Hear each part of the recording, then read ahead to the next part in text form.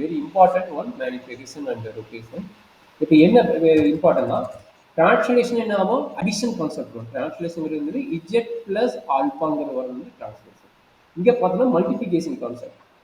Omega equal to மல்டிபிளிகேஷனோட வந்துதான் இந்த பீட்டா. பீட்டாங்கிறது வந்து காம்ப்ளெக்ஸ் நம்பர். சரிங்களா? Omega and Z also complex தெரியும்.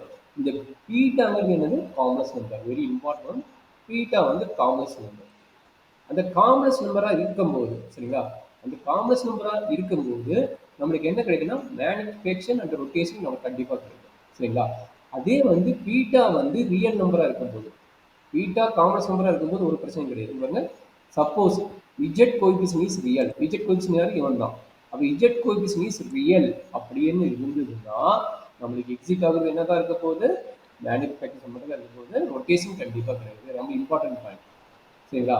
அப்ப ஒமேகா ஈக்குவல் டு பீட்டா இஜெட்னு இருந்ததுன்னா ரெண்டு கேஸ்ல டிவைட் ஆகுது. ஒரு கேஸ் பார்த்தீங்கன்னா பீட்டா வந்து காம்ப்ளெக்ஸ் நம்பரா, பீட்டா வந்து காம்ப்ளெக்ஸ் நம்பரா, இல்லை பீட்டா வந்து ரியல் நம்பரா. பீட்டா காம்ப்ளெக்ஸா இருந்தா மேனிஃபெக்ஷன் பிளஸ் ரொட்டேஷன் இருக்கும். பீட்டா இஸ் ரியலா இருந்ததுன்னா ஒன்லி மேனிஃபெக்ஷன் இருக்கும், ரொட்டேஷன் இருக்கும். ஸோ அதுக்கு உண்டான ரீசன் தான் இங்கே எழுதிக்கிறாங்க.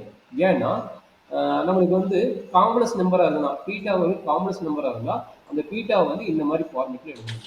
But every complex number can be written as the polar form. ஓகேங்களா? எந்த இதாக இருந்தாலும் போலார் ஃபார்ம் எழுதணும். அந்த போலார் ஃபார்ம் தான் இது. சரிங்களா? அப்படி இப்படி எழுதும்போது நம்மளுக்கு மாடலஸ் ஆஃப் பீட்டாவோட வேல்யூ என்ன கிடைக்கும்? ஒன்றுன்னு கிடைக்கும். சரிங்களா? இங்கே என்ன இருக்குது? ஏ இருக்குதா? அப்போ இங்கே ஏன்னு கிடைக்கும். அப்போ இங்கே ஏன்னு கிடைக்கும். அப்போ இது மீனிங் என்ன? இது ஒரு சர்க்கிள் ஃபார்மேட் ஒன்று. சரிங்களா? இது ஒரு சர்க்கிள் ஃபார்மேட் ஒன்று. அப்போ சர்க்கிள் ஃபார்மேட் இருக்கும்போது என்ன ஆகும்? நம்மளுக்கு ஒவ்வொரு வேல்யூஸ் இன்க்ரீஸ் ஆகும்போது நம்மளுக்கு என்ன ஆகும்? அந்த டயக்ராம் வந்து ரொட்டேஷன் ஆகும். இந்த டயக்ராம் வந்து என்ன ஆகும்? ரொட்டேஷன் ஆகும். அதனால தான் வந்து இங்கே ரொட்டேஷன் ஆகுது. பீட்டா வந்து காம்ப்ளெக்ஸ் நம்பராக இருக்கும்போது போலார் ஃபார்மில் எழுதலாம். அதாவது ஐலஸ் ஃபார்ம் போலார் ஃபார்மில் எழுதலாம். அந்த போலார் ஃபார்ம் எழுதும்போது is one type of circular. அப்போ என்ன ஆகும்? அதுக்கோட ஆங்கிள்ஸ் கிடைக்கும். அப்போ ஆங்கிள்ஸ் கிடைக்கும் போது ஆட்டோமேட்டிக்காக அது ரொட்டேட் ஆகும். சப்போஸ் பீட்டா வந்து ரியல் நம்பராக இருந்தால் என்ன ஆகும்?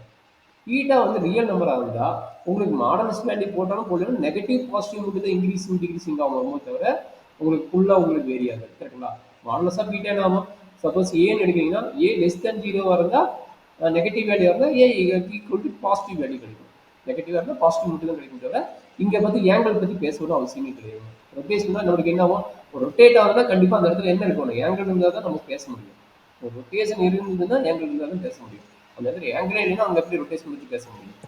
ஸோ அதனால தான் வந்து பீட்டா வந்து ரியல் நம்பராக இருக்கும்போது அங்கே ஏங்கிள் இருக்காது. அதனால மேனிஃபெக்ஷன் இருக்காது. சரிங்களா? ஸோ அதனால சொல்கிறாங்க மேனிஃபெக்ஷன் அண்டு ரொட்டேஷன் தான் நம்மளுடைய ஃபார்மேட் இருக்கும். Omega equal to beta Z. Omega equal to beta Z. ஓகேங்களா? அப்போ நல்லா கேஸ் புரிஞ்சுக்க 3 நேம் வந்துருக்குது. இந்த நம்மளுடைய சிலபஸ் பொறுத்தவரைக்கும் 3 நேம் வந்துருக்குது. அந்த 3 நேமும் நம்ம டிஃபைன் பண்ணிட்டோம். இப்போ டிரான்ஸ்லேஷன் என்ன தெரிஞ்சிச்சு? டிரான்ஸ்லேஷன்னா நம்மளுடைய ஒமேகா பிளேனோட ஃபார்மேட் என்னது? Addition format. Addition format. இதே மேனிஃபெக்ஷன் அண்ட் ரொட்டேஷன் என்னாகும்? 2 கேஸாக டிவைட் ஆகுது. Omega equal to beta Z. இந்த பீட்டா ரியலா இல்லை காம்ப்ளெக்ஸா? காம்ப்ளெக்ஸாக இருந்தால் மேனிஃபெக்ஷன் அண்ட் ரொட்டேஷன் வரும். அண்டு பீட்டா வந்து ரியலாக இருந்தால் ஒன்லி மேனிஃபெக்ஷன். இதுதான் மெயின் டிஸ்கஷன். அப்போ இந்த 3 பாட்டு முடிஞ்சிருச்சு. சரி, இந்த 3 பாட்டு முடிஞ்சிருச்சுன்னா நமக்கு என்னது? அஸ்பார் டெஃபினேஷன் படி முடிச்சாச்சு. அப்போ இது எப்படி நம்ம ப்ராப்ளம் 20 போடுறது அப்படிங்கிறது ஒரு 2 ப்ராப்ளம் உங்களுக்கு சால்வ் பண்ணி காட்டுறேன். எப்படி சேஞ்ச் ஆகுது என்னங்கிறது